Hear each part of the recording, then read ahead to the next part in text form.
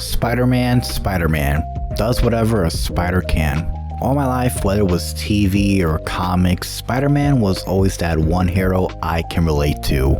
A nerdy and shy guy who gets bit by a spider and becomes a superhero. It's a story that both kids and adults can enjoy. Over the years, we have been given so many Spider-Man games. Some good and some pretty bad. I'm looking at you, Spider-Man friend or foe. Don't think I don't see you. I know you're bad, and I would never, ever play you again. The horror. Nick Fury, director of S.H.I.E.L.D. The anti-terrorist organization? That's just one part of our initiative. The rest is top secret. Your top secret and your headquarters is a giant flying aircraft carrier? You'd be surprised how rarely anybody looks up.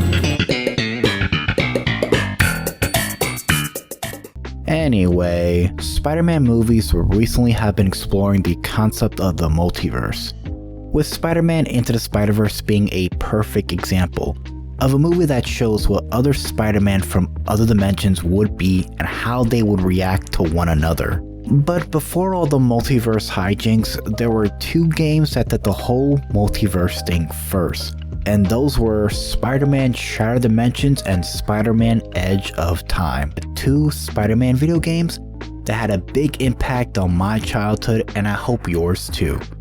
So let's swing into another dimension and grab a pizza, and let's dive into why these games are so good, right here on Ramen's Retrospective. Wrong intro, Raz. Cue the new one. You know, the epic one that we made? Movies, games, cartoons, sitcoms. They're all things I enjoy. My name is Ramen. I'm here to have fun and look back at something old and new, while being a total goofball in the process. If it's good or bad, I'll be there with a smile on my face and a blue donut on my shirt. Are you ready?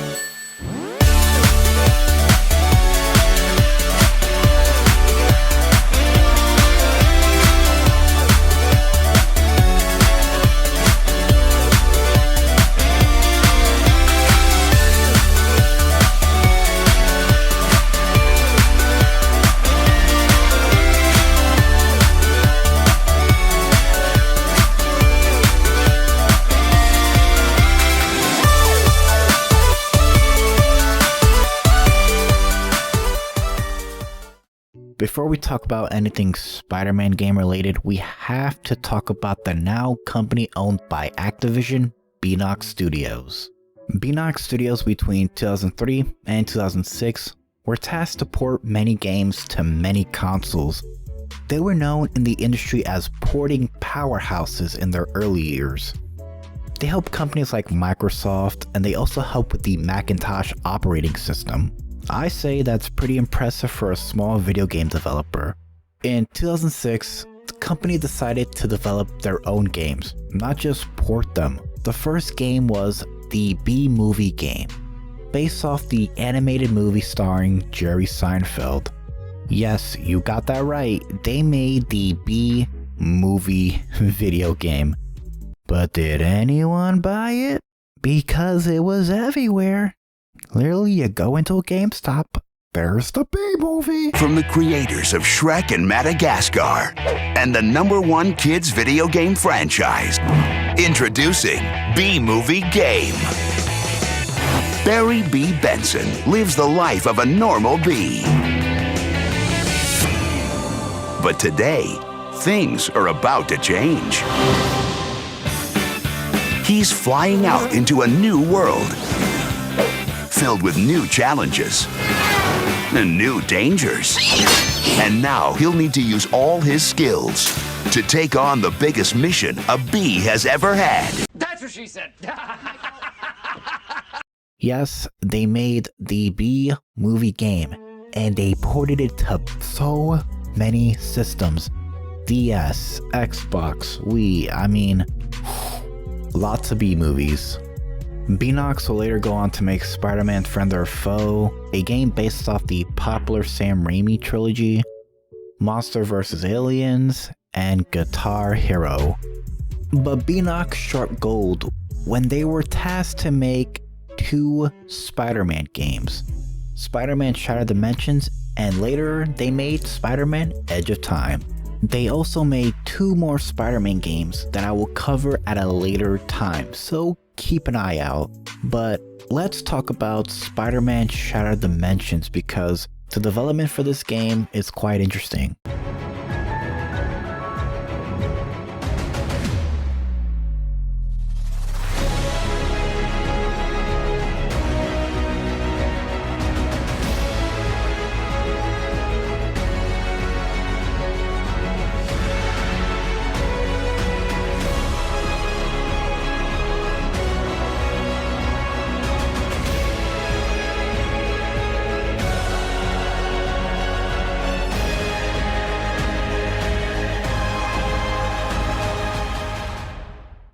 So, when Activision acquired the Spider-Man license, they went on to then president of beenox Studios, Dee Brown, and approached him about making a Spider-Man game. So Dee Brown and his team did some research by looking at all the Spider-Man universes in all the comics. Dee Brown was quoted saying, "The Spider-Man universe is so big, there's no way you can feel any limit going into a Spider-Man game. We wanted to do something fresh, something unique. It will be for us our breakthrough title. It's a much bigger title than any of our previous games. So we wanted to offer something completely new and something kinda crazy, like the 4 universes." Dee Brown and his team did just that, by making the 4 Spider-Mans feel completely different and unique from each other. Each world had a different vibe and feel to it. beenox went above and beyond by making each Spider-Man play different. You have Amazing Spider-Man with his web-based combat, Ultimate Spider-Man using the power of the symbiote suit to create trendles and create spike weapons, and also using a rage meter, which gives you a bit of a power boost. You also have Noir Spider-Man, who hides in the shadows to take down his enemies, sort of like the Arkham games. You also got Spider-Man 2099, which is a mixture of free-falling segments and combat. But I say 2099 is unique out of the rest of the 3 in my opinion. Mostly because I love Miguel O'Hare's combat, it's pretty fun. To go along with the game's amazing graphics, we were also given an amazing voice cast. We got Christopher Daniel Barnes for Noir, Josh Keaton for Ultimate, Dan Gilvezan for 2099, and last but not least, Barney Stinson, aka NPH himself as Amazing Spider-Man. And Ted, my boy, it's gonna be legend, wait for it, dairy. Legendary! Each voice actor has voiced Spider-Man at one point in their careers, and each voice actor does a great job portraying their characters. It's great beenox allowed the voice actors to have fun with their roles. They even got the king of cameos, Stan Lee, to narrate the game. When you listen to Stan Lee's voice in the game, it's like you're listening to a comic book come to life. Stan Lee owns the role, and it's my favorite part about this game. Spider-Man Shattered Dimensions was released 2010 for PlayStation 3, Xbox 360, Wii, and DS. Due to the hardware limitations of the DS and 3DS, the games are side-scrollers and features less villains than the console versions, but you can still play as the 4 Spider-Mans, which I guess it's okay if I'm being honest. The console ports of Shattered Dimensions are way better than the DS version. The DS version was always weaker in terms of the amount of content there is, and that's due to the DS lacking barely any power. You ever played a licensed DS game? 2 words: bad time. Spider-Man Shattered Dimension had an amazing writer, being written by comic book writer Dan Slott, who wrote comics for both Marvel and DC. He wrote comics like The Amazing Spider-Man, The Mighty Avengers, and you know what? I'm glad they had a comic book writer writing this game, cause you can really tell the amount of heart and care. Speaking of story, let's talk about what this game is all about, shall we?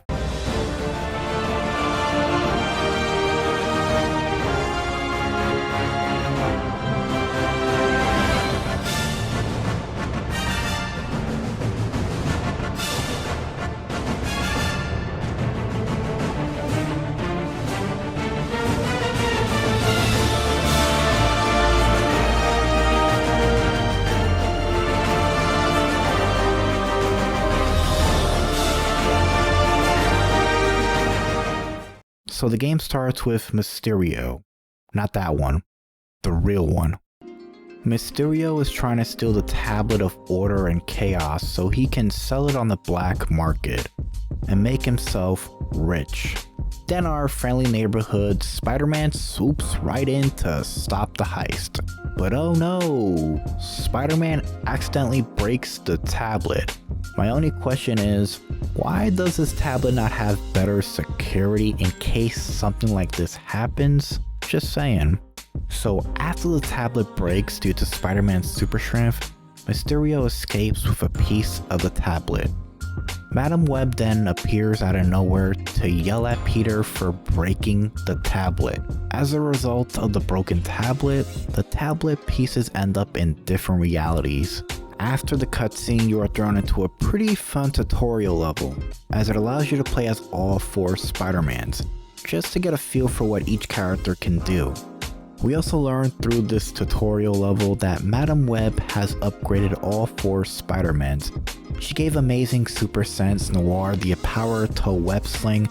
She rebonded Ultimate Spider-Man with the symbiote. Damn, where was Madam Web in No Way Home? She would have been very helpful.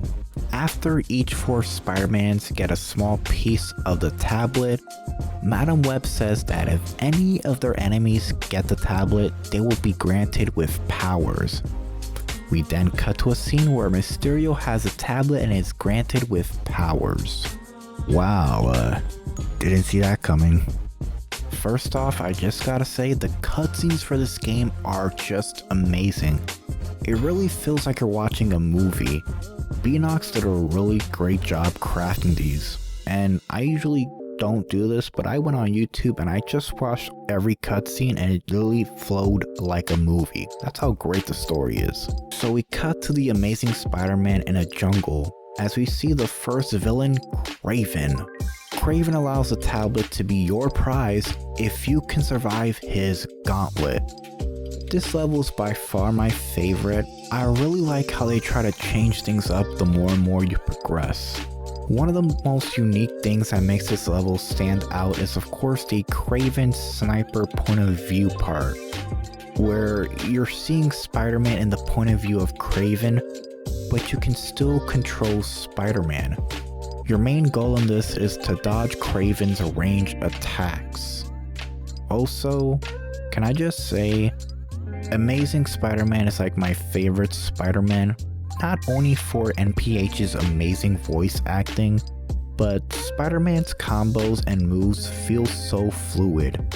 Just the way Spider-Man attacks feels like every swing has weight to it. It really makes you feel like you're really Spider-Man. Once you make it through the gauntlet, the boss battle is Kraven. Kraven gets the tablet and gains super speed. You fight Kraven in a very cool one-on-one match where you have to dodge. This boss makes you have to think how to plan your attack and where to find an opening, which is pretty cool because I love playing Amazing Spider-Man. His combat is just so much fun. While you're playing through most of Amazing Spider-Man's levels, you will encounter old iconic enemies. Like for instance, you encounter Sandman. In this level, you have to navigate this sandstorm that Sandman just possesses. You're pretty much navigating through debris and just web swinging on boxes. It's pretty fun. No, you cannot web swing because it's sand, so you have to just web swing from debris to debris. It's pretty fun. The boss fight for Sandman is my favorite in this game. You pretty much are in this giant sandstorm while Sandman has 3 heads. And how you defeat him is by navigating through debris and pretty much just throwing water barrels at him. This is a 10 out of 10 boss fight for me. Now, the last Amazing Spider-Man level is not my favorite. It's just a construction site where you have to avoid getting killed by Juggernaut. Yeah, he's the villain of this game. The fight's not fun. It's okay, but not as creative as the Sandman fight. I would go over the other Spider-Man's levels and what I think of them, but I want to give my Otherworld friends a crack at it. So, without further ado, open up some portals, Lady B. I'll be back soon, amigos. Alright, let's give it one more try. I am the Spectacular Spiderberg. I'm a YouTuber and artist. I love to talk about cartoons, anime, video games, and even history. Yes, I know that's quite a lot. So I'm just doing my thing, and all of a sudden I'm summoned to do this video, and that's what I'm here to do.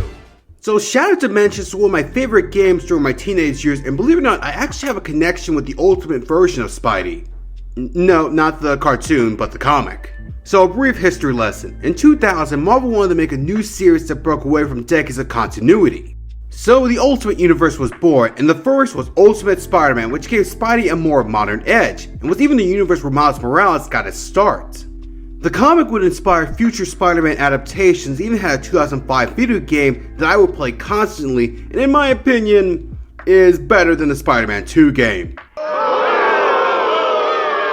Okay, history lesson over. Let's get into the game. So here you play as the ultimate version of Spider-Man who has the symbiote suit, which in this version is not an alien, but an experiment created by Spider-Man's father.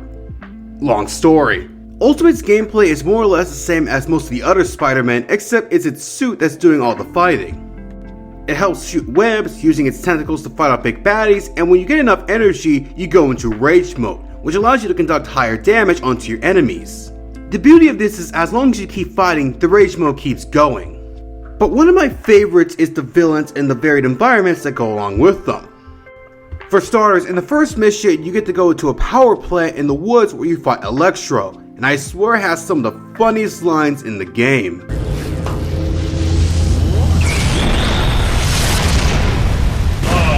If it isn't the spectacular spider smut! Oh, dude, pants! No one wants to see your junk. Keep laughing, punk! See what I found? What do you think happens if I use it? Interest rates go down? Yes, it's like my powers are totally unleashed. Now I can absorb all this energy.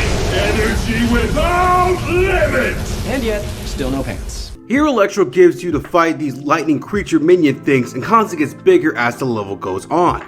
The next level is Deadpool, who runs his own reality TV show. Here you must take on his legion of fanboys, which I just think was the developer's way of making fun of every Deadpool fan you see at a convention. Here Spidey has made his match of someone who quips, jokes, and just talks too damn much. So it seems like the ultimate levels of the game are the most lighthearted, but then things take a 180 turn, and the last level you must face Carnage. It is just dark and scary. You see, Carnage in the Ultimate Universe is complicated, but he's basically a monster who is a failed clone of Spider-Man. Again, long story. But he's the one who kills Gwen Stacy in the Ultimate Universe. Here Carnage wreaks havoc onto S.H.I.E.L.D. headquarters, reanimating the corpses of dead S.H.I.E.L.D. agents, bringing these monsters, and you have to fight them in order to get the last fragment. Honestly, it's kind of disturbing in a cool way. The graphics are more in tune with the art style of the Ultimate comics, and they look pretty good. Not to mention, the Ultimate version of Spider-Man is voiced by Josh Keaton, who also played him in Spectacular Spider-Man, which I also did a video of recently. Hint hint, wink wink. Overall, the Ultimate levels are a lot of fun with their own takes, and I really enjoy playing them again. And I want to thank Roman for letting me be on here, and to everyone else who has a part of this as well. Not too distant future.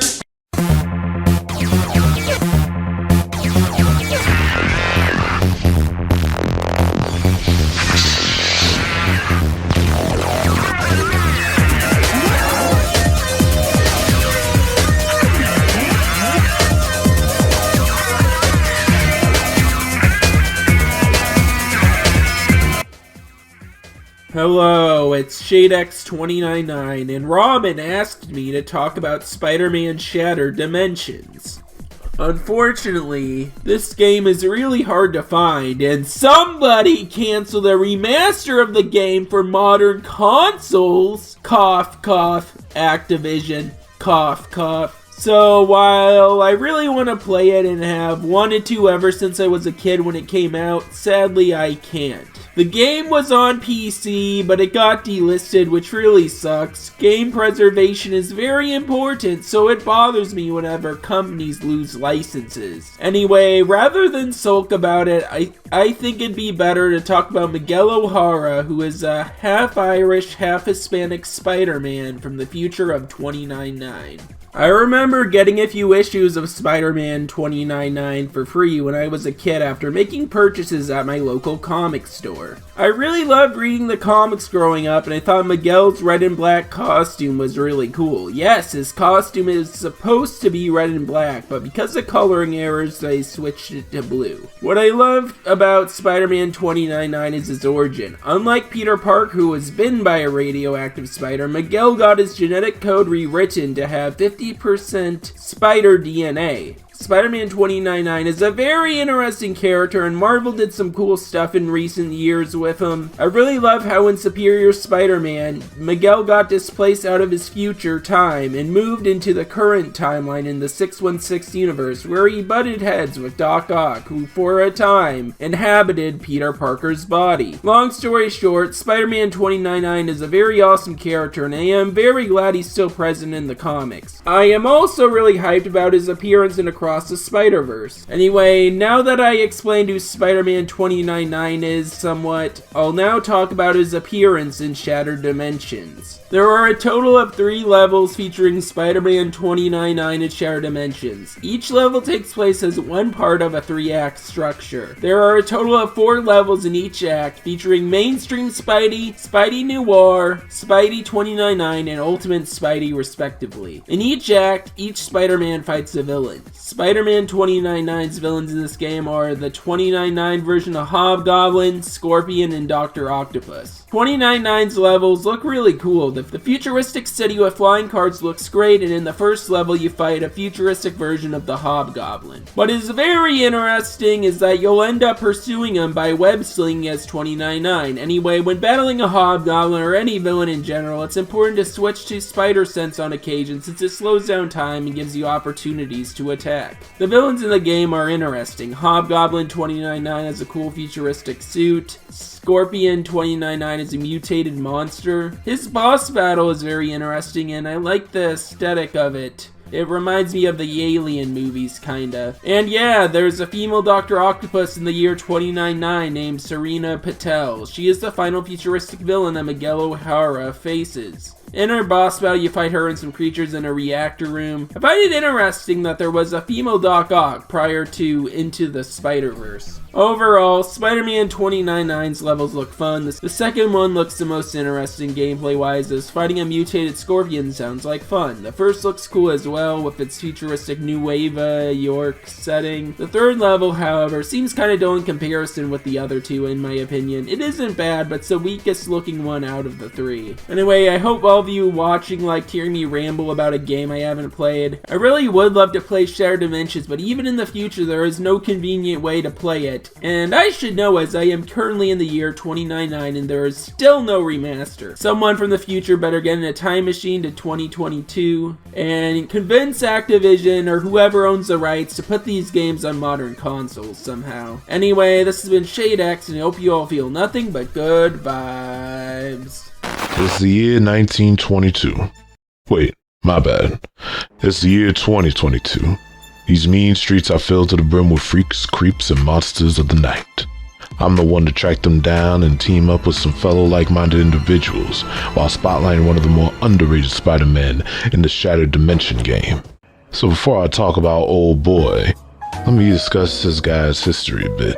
Spider-Noir, or Spider-Man Noir, comes from a miniseries of Marvel Comics titled the Noir series, published back in 2009, where a lot of iconic Marvel heroes live in the time of the 1930s. Spider-Man is no exception, as it's the year 1932, and Peter Parker grew up in the Great Depression. A lot happens in the world, such as being bit not by a radioactive spider, but a magical one from an ancient spider god.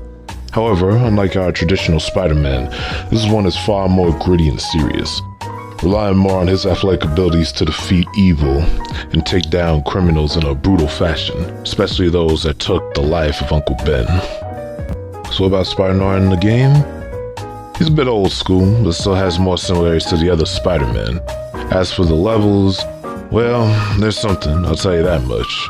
The first level is a bit of a stealth mission, as you gotta get one tablet from Hammerhead, but he's got a few dozen goons to protect him. So you use the shadows to your advantage to take them out and save a few hostages in the process. Till you finally come face to face with Hammerhead himself, now a tablet using powerful force in nature. You face him 3 times until finally you take the big guy down for good. The next level, I'm not gonna go that deep into because you're basically doing the same thing as the last one. Nothing but stealth missions till you make it to the boss battle, but this freak of nature is interesting. The Vulture, in this fight, is pretty serious, as in this universe Vulture is the main cause of Uncle Ben's death. How, you probably didn't ask? Well, Vulture is a sideshow freak, as well as a well-known cannibal. So, when Ben was trying to help his community, the mobsters, including Norman Osborn, didn't like that, so they got Vulture to eat him alive, which led Peter to the path that he is on now. Yeah, the Noir universe is pretty dark like that. Anyways, the Vulture level is pretty interesting, especially once you face him, relying on the light to blind him to get a few good hits of the Psycho Bird Brain. It's a little tedious at times, but the battle is worth it in the end once you beat him. Finally, you got the final boss of the Noir levels. I gotta say, this almost makes up for the last 2 bland ones. You go into the carnival to do a couple of stealth missions, but overall, it's a beat-em-up gameplay to spice things up. The area is vibrant but creepy, something out of the first Batman Arkham game, all building up to you facing the crime boss Norman Osborn, but with the tablet of power, becomes the Goblin, a hulking beast of a monster. Sure, he runs away every beatdown till the end, but he adds to it by sending some goons after you and damn near tearing down the carnival itself. Finally, it ends with a large circus tent with the Goblin and Noir going head to head, with some goons to beat up on the side. After taking down Osborn for good, all is left is Mysterio, but I'ma need help with my homies on that one. It does take a team to take out an all-powerful villain after all. Until then, take care, true believers. Wow, I couldn't have said it better myself. Everyone, thank you. From your own respective universes, you guys rock. So let's talk about what happens at the end of the game. So once you collect all the fragments, all 4 Spider-Mans team up from their respective dimensions to kill Mysterio, who has the power of the fragments. Once Mysterio is defeated in this epic boss fight, all 4 Spider-Mans return home and the day is saved. We also get a really great end cinematic cutscene, and it is well done. It gives us a look back at what happened once the Spider-Mans pretty much have their universes fixed and settled. Also, I really like how Stan Lee closes the entire cutscene. It really makes you appreciate the journey you went on. Thank you, Spider-Man. You should be proud to know your legacy is being upheld across time and space. Yeah, those guys were all right, but you have to admit, with 4 different Spider-Men? the one thing I know for sure, out of all of them, I'm the best. And so ends one of the most titanic team-ups of all time. And what have we learned here today, Marvelites? That no matter what corner of the cosmos you may find yourself in, there'll always be a friendly neighborhood Spider-Man to save the day. And to all of you web-spinning wonders, I proudly say, Excelsior! We also get a pretty funny cameo from Spider-Ham, which I freaking love, for real. Although I wish John Mulaney was voicing Spider-Ham for this, but you know, either way, Spider-Ham should have been in this game and should have been playable. Just saying, missed opportunity to have Spider-Ham playable. That's all I'm saying. Disney, make a Spider-Ham cartoon because I'm gonna lose my... So that was Shattered Dimensions, a game that was like the first Spider-Verse movie. The game's writing and visuals, it's what makes it stand the test of time. Both voice acting and gameplay make you feel like you're Spider-Man. This game isn't just for Spider-Man fans, it's for people who just love Spider-Man in general. This game is a masterpiece and a reason why I just love it. But we're not ending the video here. No, because we were given a sequel to this game called Spider-Man Edge of Time. But before we talk more about Edge of Time, let's take a bit of an ad break. Ramen Retrospective is brought to you by the awesome supporters over at Ko-Fi and viewers like you. Thank you.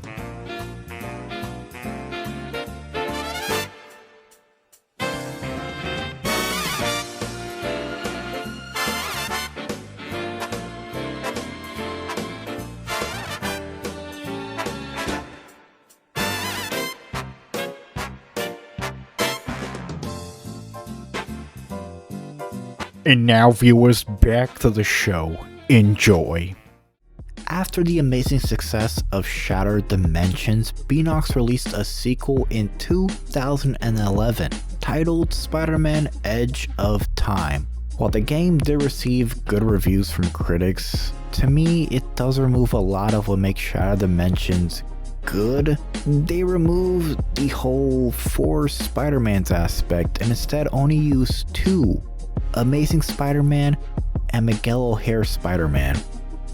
The game also uses a cause and effect system where if something happens in the past, like a broken elevator or a broken obstacle, it causes a big effect in the future.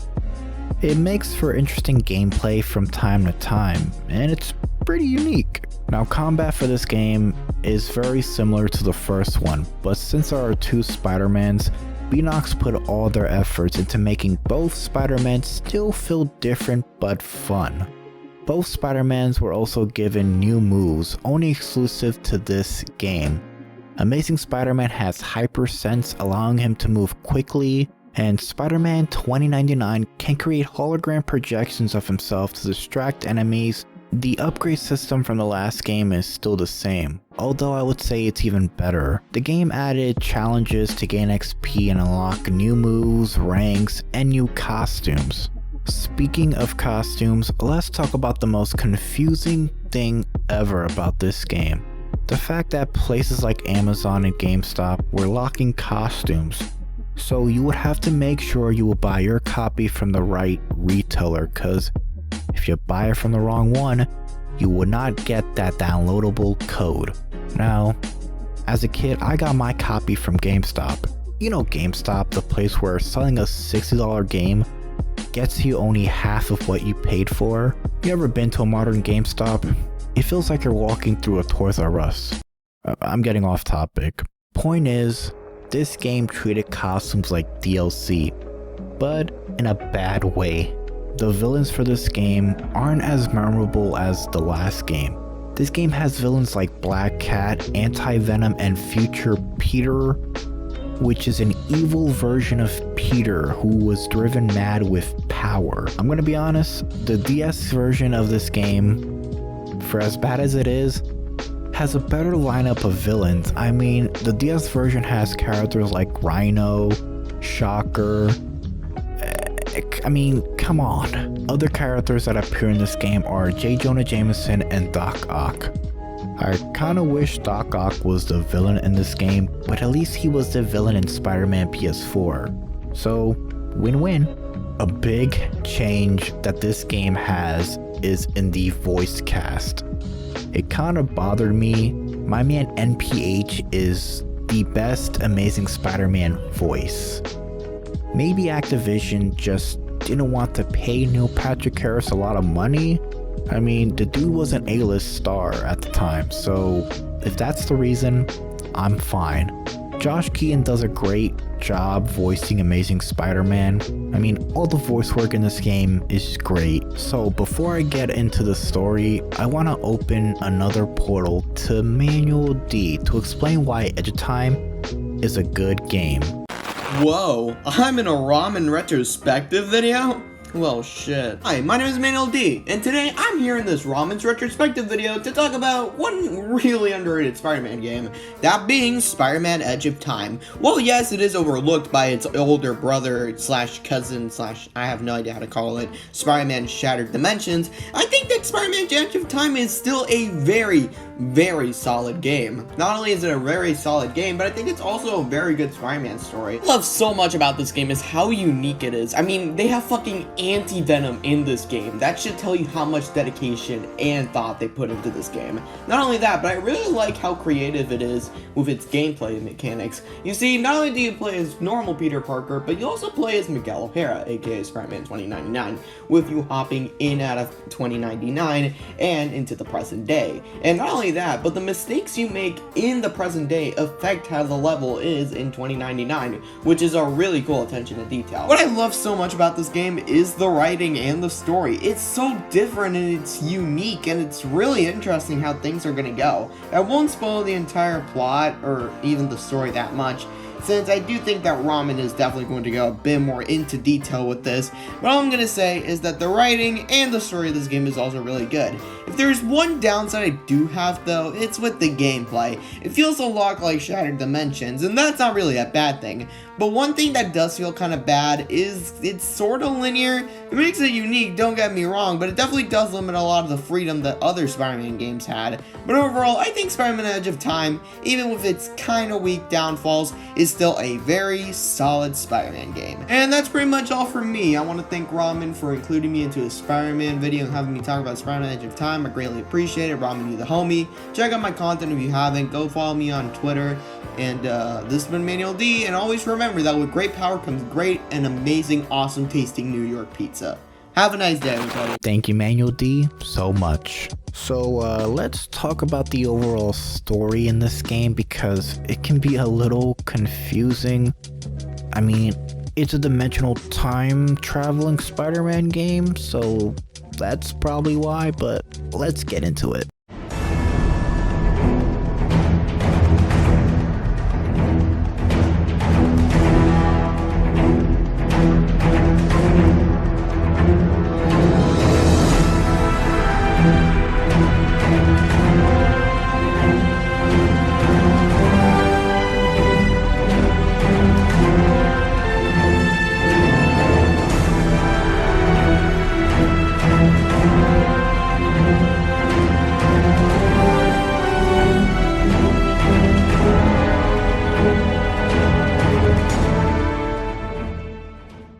The story goes, in the year 2999, Miguel O'Hara Spider-Man investigates Alchemax scientist Walker Salone. While Miguel is spying, he discovers a plan to travel back in time and establish Alchemax years before its original founding.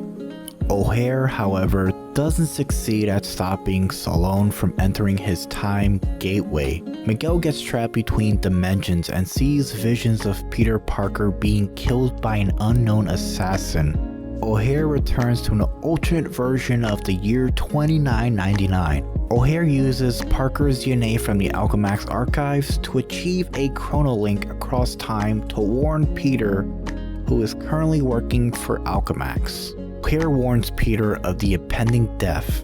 Peter doesn't listen and goes to the 66th floor to stop anti-venom. Kudos to the writers for adding anti-venom. When Peter heads to the 66th floor, it also forces Miguel to also head to the same floor. We learn Salone has built another gateway in Parker's time, which created what this game calls a quantum causality field, which leads to this game's new cause and effect feature, meaning what happens in O'Hare's timeline happens in Peter's timeline.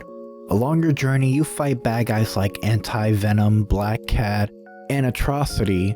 This all leads to a fight with this game's big boss, Alchemax CEO. which turns out to be a version of Peter who has been corrupted due to all the people he loved moving on. Alchemax CEO, aka Evil Peter, can't age due to a serum he has to keep taking to make him live longer. I like how this game's villain is more complex than Mysterio in the first game. This game also explores the tragedy of being Spider-Man. Eventually, the people you love will either move on or perish due to you being Spider-Man. There are consequences to being Spider-Man, and this version of Peter as an evil CEO makes this quote, "With great power comes great responsibility," mean more. Sometimes, having power so great can lead to tragedy, but it's how you deal with it and how you use it. That's what being Spider-Man is. Evil Peter's quote is a bit different. Due to years of pain, his quote is, "With great power comes great opportunity." This Peter twisted Uncle Ben's quote and used his power to become a CEO of an empire. Evil Peter's main goal is to go back in time and undo all of his mistakes. The battle ends with future Peter pushing Evil Peter into the gateway, killing him. At the end, we get a great cutscene where we learn the chrono link between Peter and O'Hare are still connected. Peter asks if it makes him crazy, and O'Hare responds, "We're already wearing skin-tight costumes fighting bad guys for free." Peter asks, "How is this possible?" And O'Hare says, "Do you have 5 hours to hear about temporal physics?" And Peter responds with, "I got all the time in the world." And the story ends. It's all back to normal. Same here. Okay, but if the timeline snapped back to normal, if none of it happened, how do you and I remember it? I mean, we've got 2 different sets of memories in our brains. Shouldn't that be making us, I don't know, crazy? Crazy? We already dress in skin-tight costumes and fight bad guys for free. Okay, crazy-er. You really want a 5-hour lecture on temporal paradoxes? Sure, why not? As it turns out, looks like I have all the time in the world. And that was Edge of Time. This game was my favorite to play just for how great and well written the story is. I really like how well Peter and O'Hare bounce off each other. It's better in this game than in the first game. After playing this game, the idea of removing Noir in Ultimate is a good idea. The gameplay also is a big step up for sure.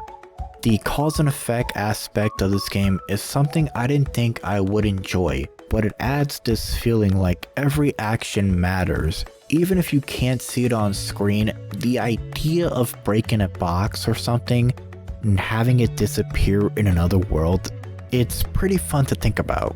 I do wish this game would add a free roam segment just as a side thing, but these games' levels are so open that they do encourage lots of exploration. Overall, Edge of Time is a great closing to an amazing series, and I think beenox did a wonderful job crafting a story that highlights why we love the Spider-Man character and comics. I gotta say, the journey playing these games were so much fun. These games literally kept my attention at all times due to the stories alone. These 2 games are probably one of the best Spider-Man beenox games I've ever played. These games still hold up so well. These games give me a feeling of being Spider-Man, and without this game, I would have never learned about Noir Spider-Man and 2099 Spider-Man. These games are a treat for Spider-Man fans and a joy to play, and I can't wait to see what other Spider-Man games beenox has in their library. I'm your friendly neighborhood Spider Ramen. You have a good night. Who's the super cool cop? It always gets the bad guy. Donut boy! That's me, yeah. He brings a delicious assortment of sweet delights. Donut boy! Got a creamy filling